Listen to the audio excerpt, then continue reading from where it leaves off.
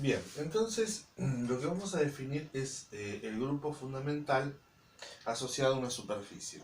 ¿Mm? La idea entonces que va a ser justamente un grupo. En este caso tenemos, este es el cilindro. Entonces lo que vamos a definir es el grupo fundamental. El 1 es porque es el fundamental del cilindro con punto base en un punto P, que después vamos a ver que podría ser cualquiera. Entonces vamos a definir esto va a ser un grupo, es el grupo asociado al cilindro con este punto base. Entonces, la idea es trabajar con curvas que comiencen y terminen en este punto, ¿sí? Entonces, por ejemplo, tenemos esta curva que comienza y termina en este punto, y mucho no importa la forma. ¿Por qué? Porque, por ejemplo, si yo tengo una otra curva que hace esto, ¿sí? Las dos van a pertenecer a la misma clase de equivalencia. ¿Y cuál es la equivalencia? Y la equivalencia es que si yo a esta la muevo un poco, la voy moviendo, consigo esta. Y lo mismo al revés, ¿sí? Entonces es como si yo tengo una soga, ¿sí? Que acá vamos a utilizar un cable. Lo pensamos todo plano, ¿no? No en R3 porque se podría hacer con cosas en R3, pero nosotros nos estamos limitando al plano. Entonces tenemos un punto base de donde las cosas empiezan y terminan, ¿sí? Entonces tenemos esto. Si nosotros esta curva la vamos deformando, fíjense cómo acá en la deformación enseguida conseguí, ¿sí? La idea es no salirse del plano. Si yo me salgo del plano estoy haciendo trampa. Pero por ejemplo, hoy no me salí del plano y ya conseguí un rublo. Entonces, las cosas que se pueden llevar eh, de una en sí misma están en la misma clase de equivalencia. Todas estas es fácil ver que están en la clase de la función constante, de la curva constante P, ¿sí? Porque es fácil pensar que yo, a través de una deformación, si lo voy a hacer acá grande, tengo esta curva, por ejemplo. ¿Y cómo la voy deformando? De una forma continua. La voy deformando así, así, así, así, así, así, así, hasta llegar a la curva que no se mueve y está sujeta acá, ¿sí? Entonces esto lo vamos a esta clase la vamos a asociar con el cero, ¿sí?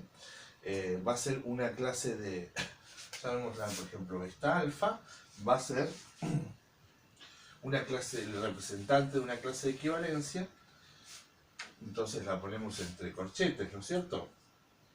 Esta es la clase de equivalencia de alfa. Si este es alfa prima, entonces como en las relaciones de equivalencia, esto también, y le vamos a dar un nombre a esta clase que va a ser el nombre del cero.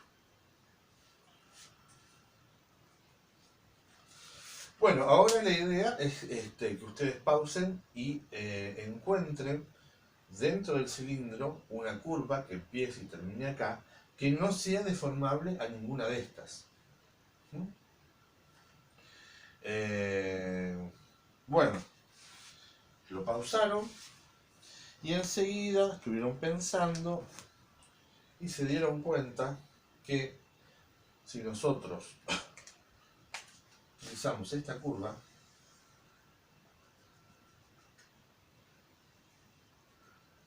le vamos a poner el sentido en que lo estamos dibujando, esta curva no se puede llevar a ninguna de estas y tampoco a la curva constante P.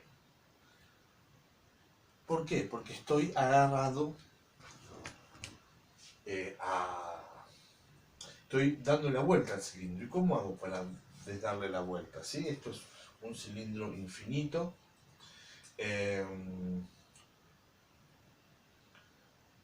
Y aunque fuera cortado, no habría forma, ¿no? Porque en realidad los bordes estos no existen. Así que es más o menos lo mismo. Bueno, entonces si lo piensan un rato, es como si yo tuviera una soga atada acá, digo, no vale pasar por encima y digo, bueno, esto lo puedo llevar a esta soga que no está atada. Y si no vale hacer esto, no se va a poder. Entonces, efectivamente, esta beta, que sí es deformable, por ejemplo, si yo tomo esta otra curva, doy toda la vuelta y vuelvo, también esta beta prima, si a esta la voy bajando, ¿sí? A toda, consigo esta beta prima. Entonces estas están en la misma clase, ¿sí? Que básicamente, entonces, a esta la voy a llamar 1, que es la clase donde una curva da una vuelta en este sentido. Entonces ahora es otro momento para pausar y pensar en una clase nueva que no sea ni esta ni esta. Y seguro entonces que ya después de un poquito de reflexión, o tal vez no, porque recién lo dije, pero muy al pasar, si yo ahora recorro la curva en la otra dirección,